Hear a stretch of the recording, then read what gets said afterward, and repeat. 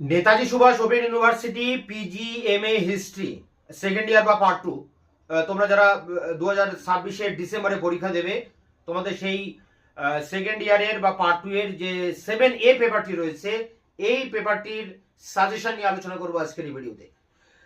এই সাজেশনের সমস্ত প্রশ্নের উত্তর তোমরা চ্যানেলে পেয়ে যাবে ভিডিও ডেসক্রিপশন বক্সের একটি প্লে লিস্টের লিঙ্ক থেকে। তা দেখো, 7A পেপারের যে সাজেশন আমি তোমাদের সামনে তুলে ধরছি, একেবারে শর্ট সাজেশন। এই সাজেশনের ভিতর থেকে 100% কমন আসবে। মাত্র 10-12টি করে প্রশ্ন আমি 18 নম্বরের, 12 নম্বর এবং 7 নম্বরের জন্য রেখেছি। এর মধ্যে এই সমস্ত প্রশ্ন কমন পাবে তোমরা। Netaji Subhash open university PG history second year, PG history 7A পেপারটির ফাইনাল সাজেশন 2026 গ্রুপ এ, যেখানে 18 নম্বরের প্রশ্ন দুটি লিখতে হবে, 4টি প্রশ্ন পরীক্ষা আসবে। সেই 4টি প্রশ্ন কমন পেতে 12টি প্রশ্ন দেখবে। সামাজিক ইতিহাসের প্রেক্ষিতে ভারতীয় নারী ইতিহাস চর্চার ধারা ও গুরুত্ব। পরটি ভারতীয় স্ত্রী শিক্ষা বিকাশের বিভিন্ন পর্যায়গুলি লেখো।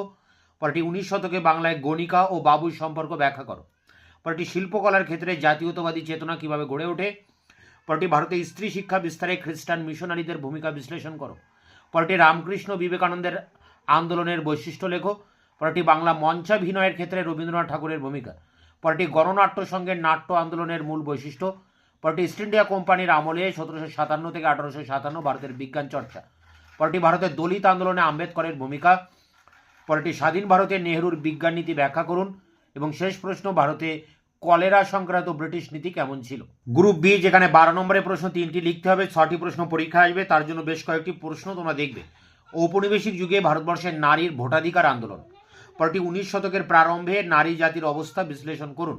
পরটি সতীদাহ আন্দোলন সম্বন্ধে আলোচনা করুন। পরটি ভারতে পরিবেশ ইতিহাসের রচনায় রামচন্দ্র গুহ ও মহেশ রঙ্গরাজনের বক্তব্য আলোচনা করো। পরটি ঔপনিবেশিক বাংলার ডাকাতির সামাজিক প্রেক্ষাপট লেখো। পরটি ভারতের পরিবেশগত সংকটের জন্য কি ঔপনিবেশিক সরকার দায়ী ছিল। পরটি বাংলায় বিধবা বিবাহ বিতর্ক সম্বন্ধে প্রবন্ধ লেখো। পরটি ব্রাহ্ম আন্দোলন সম্পর্কে প্রবন্ধ রচনা করুন।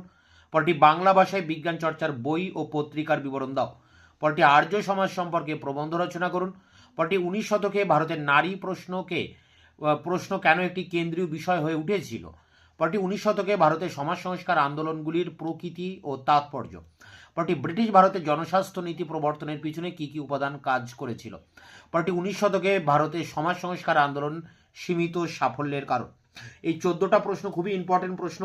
এই 14টা প্রশ্ন তোমরা দেখবে, এর মধ্যে কমন পেয়ে যাবে। আরও 4টি প্রশ্ন তোমরা অতিরিক্ত এখানে দেখতে পারো। দেখো, রয়েছে বাংলায় দুটি প্রধান ব্যবসায়িক থিয়েটারের পরিচয় লিপিবদ্ধ করুন। পরটি গান্ধী ও আম্বেদকরের মধ্যে পুনা চুক্তির তাৎপর্য। পরটি ব্রিটিশ আইনের শাসন কি ফৌজদারি বিচার ব্যবস্থায় পরিবর্তন আনতে পেরেছিল। শেষ প্রশ্ন, কয়েকজন অগ্রগণ্য মহিলা শিক্ষা সংস্কারকদের স্ত্রী শিক্ষায় তাদের অবদান আলোচনা করো। গ্রুপ সি, যেখানে 7 নম্বরের টিকা প্রশ্ন 4টি লিখতে হবে, 8টি প্রশ্ন পরীক্ষা আসবে। তার জন্য যে প্রশ্নগুলো করবে, কলকাতা ও সন্নিহিত অঞ্চলে গণিকা পল্লীর উত্থানের কারণ। পরটি প্রার্থনা সমাজ। পরটি বাংলা থিয়েটারে অর্ধেন্দু শেখর মুস্তাফির অবদান। পরটি নাট্যকার অমৃতলাল বসুর অবদান। পরটি বাংলা নাটকে গিরিশচন্দ্র ঘোষের অবদান। পরটি বাংলা নাটকে শিশির কুমার ভাদুড়ির অবদান। এই 4 জনের অবদান আছে, যে কোনো একটা পরীক্ষায় আসবে। ঔপনিবেশিক ভারতে গুটি বসন্ত নিয়ন্ত্রণের পদ্ধতি। পরটি সংস্কৃতায়ন সম্পর্কে শ্রীনিবাসের তত্ত্ব বিশ্লেষণ করুন। পরটি উডের ডেসপ্যাচ। পরটি গান্ধীর বুনিয়াদী শিক্ষা পরিকল্পনা। পরটি জিওলজিক্যাল সার্ভে অফ ইন্ডিয়া। পরটি ব্রাহ্ম আন্দোলনে কেশবচন্দ্র সেনের অবদান। পরটি আপ্পিকো আন্দোলন, চিপকো আন্দোলন। পরটি ভারতবর্ষে আঞ্চলিক ভাষায় রচিত ঐতিহাসিক উপন্যাস। পরটি ঔপনিবেশিক আমলে কারা ব্যবস্থা কেমন ছিল। পরটি ঔপনিবেশিক আমলে মফস্বল আদালতগুলির অবস্থা কেমন ছিল। শেষ প্রশ্ন, 1858 থেকে 1920 পর্যন্ত ভারতে বিজ্ঞান শিক্ষার প্রধান বৈশিষ্ট্য। এখানে 18টি প্রশ্ন রয়েছে। তোমরা প্রথম দিক থেকে 10-12টি প্রশ্ন করবে, তার মধ্যেই কমন পেয়ে যাবে। দেখা হচ্ছে অন্য ভিডিওতে। ততক্ষণ চ্যানেলকে সাবস্ক্রাইব করে রাখবে, বন্ধুদের কাছে শেয়ার করবে। ভিডিওটি ভালো লাগলে অবশ্যই একটা লাইক দেবে।